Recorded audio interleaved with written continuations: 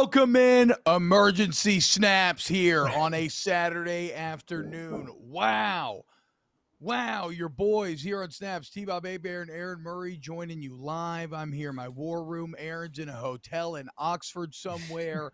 And the Alabama Crimson Tide just barely escaped by the hair on their chinny chin, winning 20-19 in Austin, Texas, dude. A wild game. So much to break down here. Just before we came on air, I just realized, oh my God, if that safety had been a safety, they would have won the game. But let's get into here.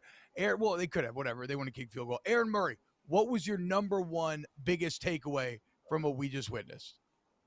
Georgia's number one team in the country. That's my biggest takeaway. We saw Ohio State last week have some issues. And then obviously we knew we hit on this in the preseason. Alabama doesn't have the dogs on the outside, the horses on the outside to create explosive plays. And maybe they're going to win games like this. And there's nothing wrong with winning a game like this on the road, hostile environment. Your defense stepped up in big time moments.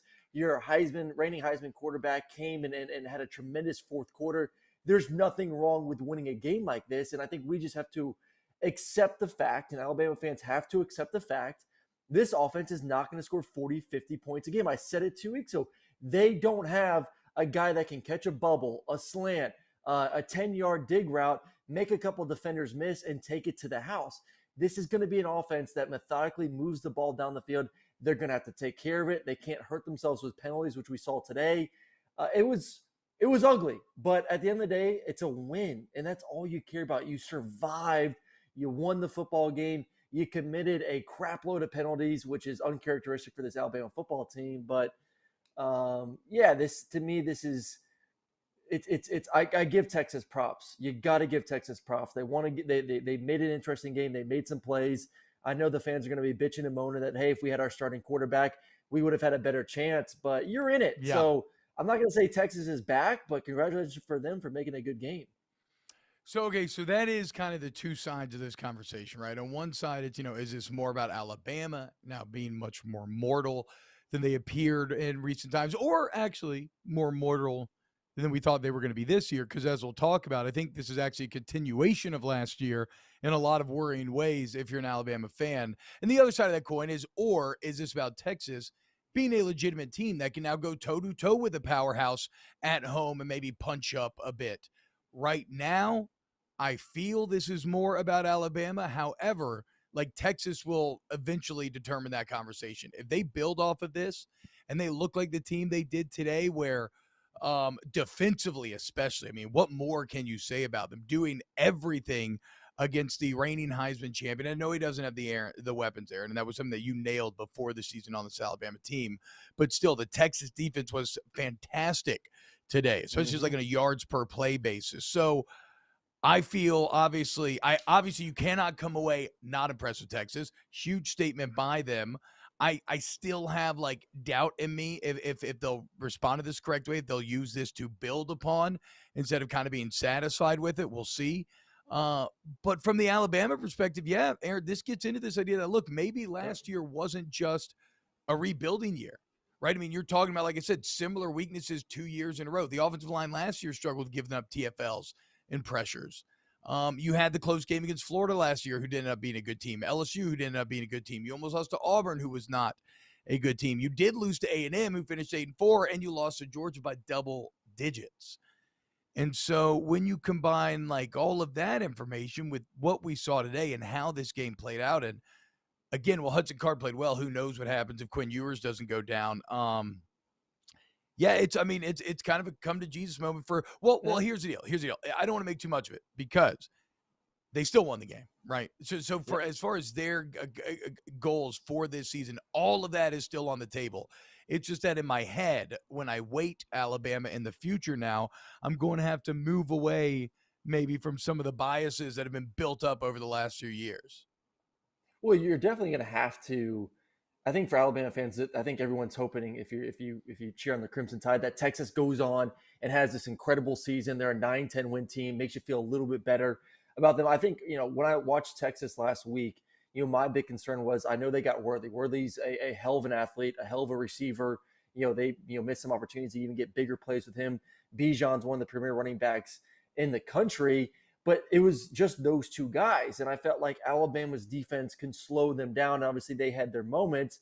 But Jordan Whittington, I thought really surprised me. I thought a guy you watched on tape week one, someone who came in with high expectations, has been hindered by injury for most of his career. I thought played pretty well, 7 catches, 64 yards, is now a number 2 target where defenses can't just focus on Worthy and say, hey, if we just put a safety over the top and double him, and we're going to be able to slow down this offense.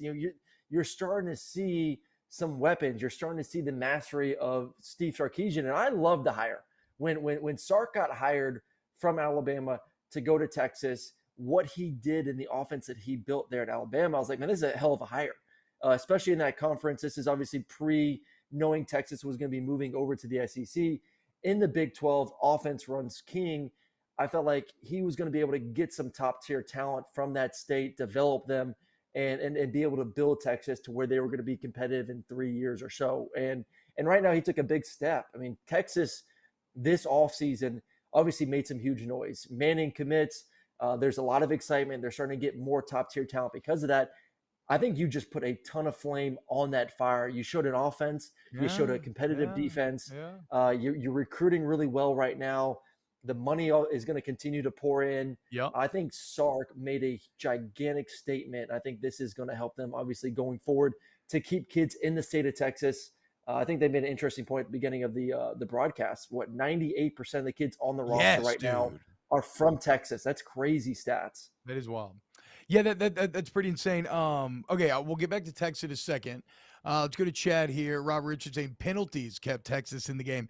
That was maybe the most shocking part to me. I mean, definitely, I want to talk about the environment, and it impacted Alabama into a few false starts, but like a lot of undisciplined penalties. And at this point, if nothing else from like a Nick Saban team, that's not generally what you see. I want to say these are the most penalties they had in the Saban era.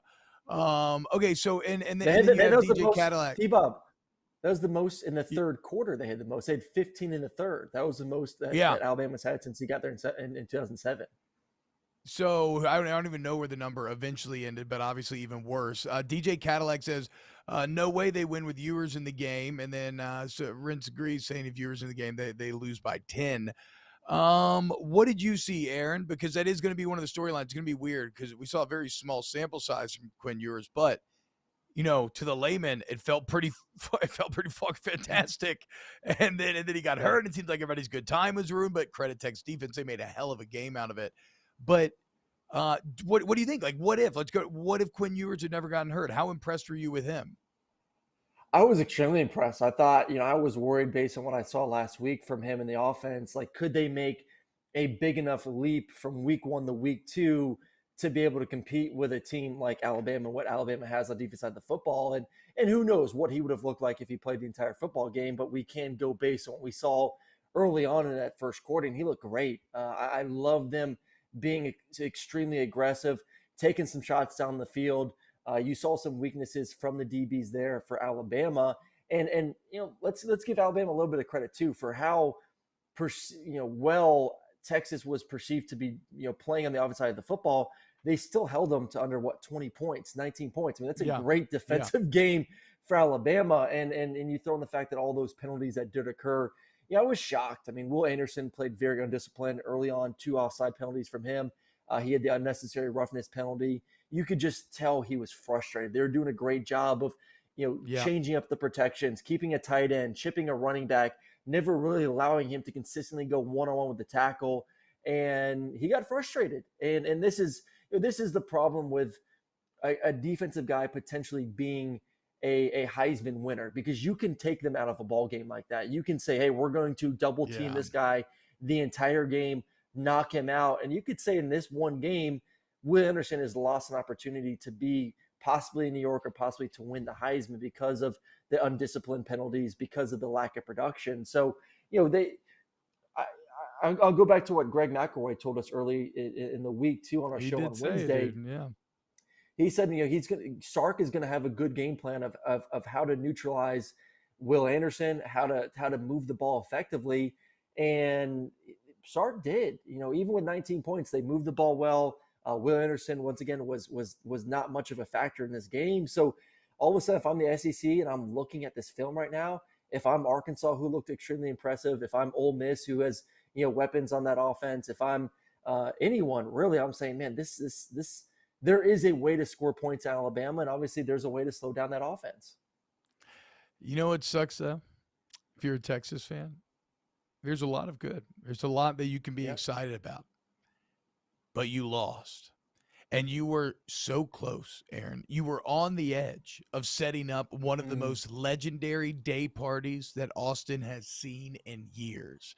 I mean, who knows how long it's been since they would have had a home win to what this one would have meant to that program. And I've seen a lot of games in Tiger Stadium that have kind of formed a similar pattern where revenge or some statement sort of game was so desperately needed, and it's just so much buildup and so little satisfaction at the end. I mean, when that crowd started getting going into the third, into the fourth, it's one of my favorite parts. Talk about college football. We like about college football. It's one of my favorite parts, dude, that kind of anticipatory build, right? Where you could just, like, you start seeing the shots of the kids, right? And you could see they're literally pouring every ounce of energy that they have into, like, please win the game, please win the game, please win the game. They're begging.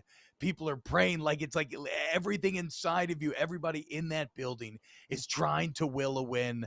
And they were so close, dude. And they were so close. And then when the pressure ratchets up, Bryce Young is just at his best, dude. I don't know what it is.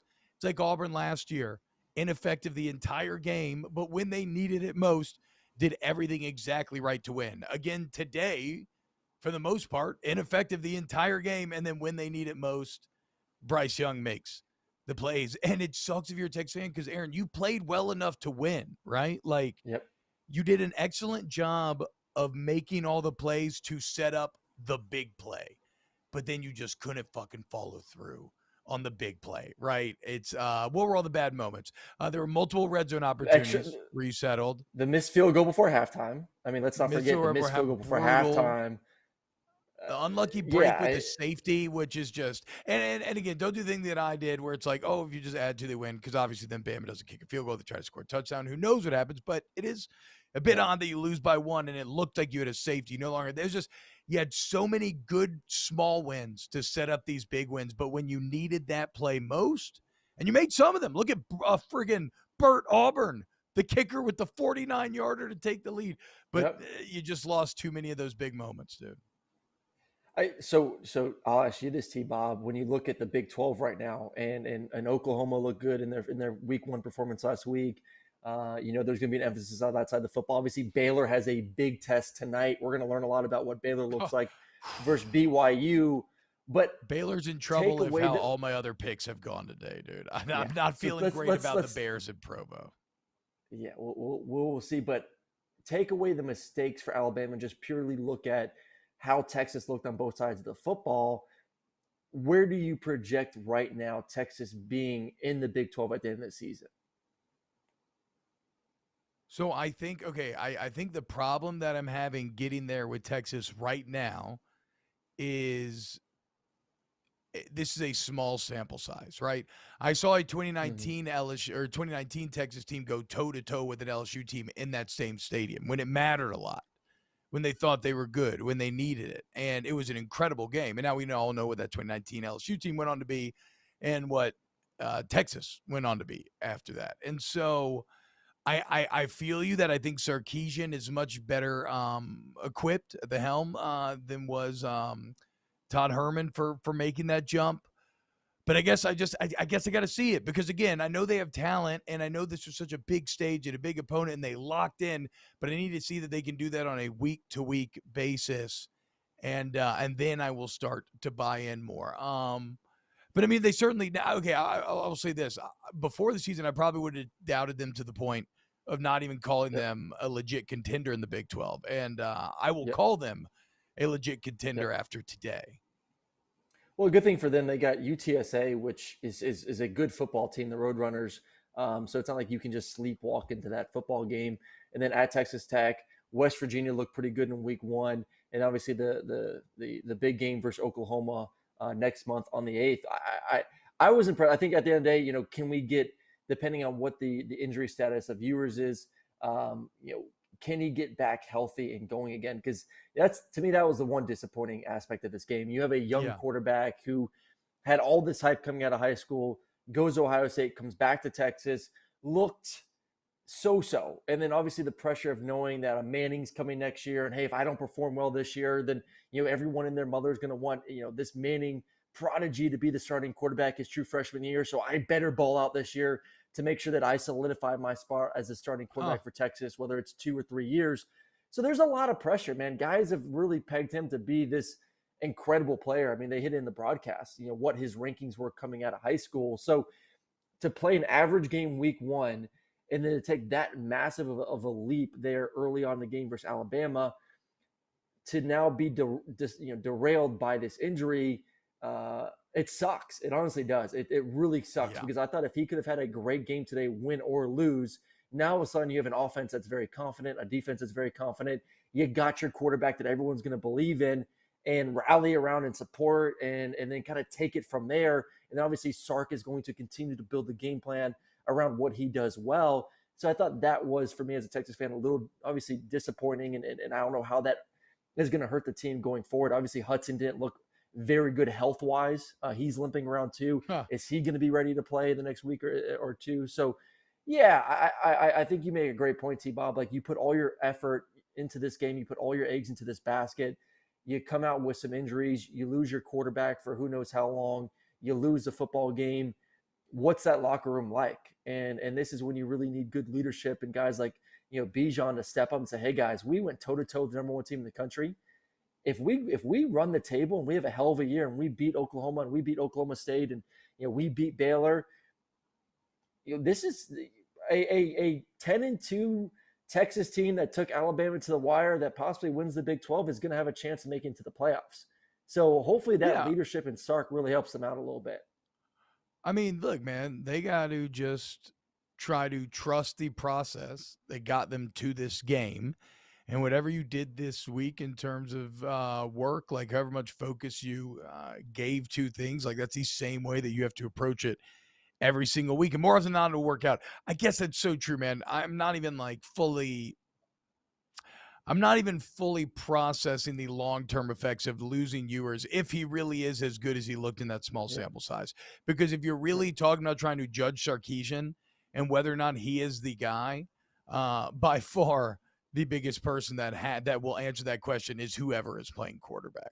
And to be fair, I'm still like, dude, Sark's pretty fucking good today. When you come out here and Hudson Card's 14-22, I'm like, okay, that still reflects well on Sark, but it does. What do you think it is? Did they ever say, is it broken collarbone officially, separated shoulder? What they say? I don't think I don't know if it was an AC joint, collarbone, hopefully just an AC joint. Like I popped my AC joint out. It wasn't a grade 3 ligament sprain, so I was able to come back, I'm thinking a week or two. So I guess it depends on that. Okay. I don't know if you saw Drew Brees' tweet or Instagram post where he essentially said, shoot that baby up, put a brace on, and get your butt back out there and play. I absolutely love that mentality. Look, the thing is, I know a lot of people. Yeah. Go ahead, Aaron. No, I think they can win with him. I am so much more encouraged with what I saw in the first quarter from Ewers to know that, hey, if he is healthy, this is a guy. And Alabama defensively is still elite. Let's not forget, this is still one of the best defenses in the country. So for a young quarterback that has played limited times in college football to go against one of the best defenses in college football and play with that much confidence and that much swagger, like that tells me that he has it. Is he going to have mistakes throughout the year? Is he going to have freshman-like moments? He's still a young quarterback, but at least I know that he has the cojones to step into the ring with a big boy like Alabama and go out there and compete.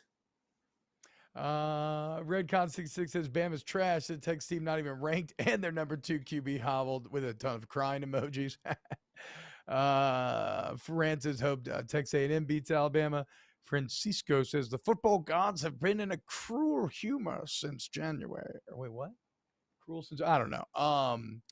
Anyway, it's look, the injury thing sucks. I hope it's not long term because again, they are significantly more exciting with Ewers there. Hell of a game still though. Again, hell of a game, a lot to be proud about if you can actually end up building upon this. But if I'm that Texas defense, bro, I mean, that's the best I've ever seen the Texas defense look what feels like Yep. my entire life. I know it's not, but I mean, like, Mhm. what? Like, we've been watching like a decade of shitty defense, right? Where they're just giving up like 30, Yep. 40 a game. Well, it's a whole Yeah, that conference, was, but yeah, I agree. yeah, Yeah, yeah, and good what on was them. my note earlier to you that I was mentioned? I'm trying to go through my notes again. I got too many notes. I got like Was 50 pages of notes from all my games I'm watching. Oh, the whole Gary Patterson thing. I thought that was super oh fascinating. yes, dude, You bring yes. him over and essentially give him a project like, hey, go stop Alabama's offense. We give you 3 months, and we're going to put you in Harry Potter's closet under the staircase, and you're not allowed to come out until you figure out what to do. And Wait, damn it, he figured wait. out what to do because they looked really good. I mean, Are give you him saying some his props. I name mean, is? You need to write the book. It's Gary Potterson, and it's yeah, it's about Gary how the Patterson, boy, but Gary Potterson, the boy who lived, the boy who the stopped. man wonder. Yeah, the boy who stopped Bryce, I guess, somewhat. Stopped Bryce Somewhat somewhat stopped it. until it mattered. But no, but he did do a great job. Gary Potterson, make that the Photoshop as well, for sure. All right, Aaron. Well, look, you're calling a game tonight. What time? Yep. I am at 7 Eastern, 6 Central. Ole Miss. I'm watching right now Pittsburgh and Tennessee. Pittsburgh with an early 10-0 lead right now. Hendon What Hooker the looks a little bit shaky. what? Hooker looks shaky. He's a little bit off right now. So hopefully it's still early, 9 minutes to go in the first quarter. He needs to get his Bro. crap together though. We are brought to you by FanDuel, and I am on the worst streak that I've ever been on my entire life. Everything. I think I might have a undefeated day. I might have a full defeated day. Just go over, which mathematically is just as impressive as going 10-0. Okay, you just got to know whether to fade me or not. That's on you if you didn't. Brought to you by FanDuel. Promo code SNAPS. Huge shout out to Ryan Brumley, our excellent producer. Remember, subscribe to YouTube, the Volume Sports YouTube channel. Go ahead and hit a like button if you're watching right now. Helps grows it and everything. And then subscribe to our podcast feed wherever you get podcasts. Rate it, review it. Thank you, Aaron. Have a great call night. And we'll be back tonight with a little Snaps After Dark. Gonna get weird. Drinking Horns, wizard costume. We will see you then.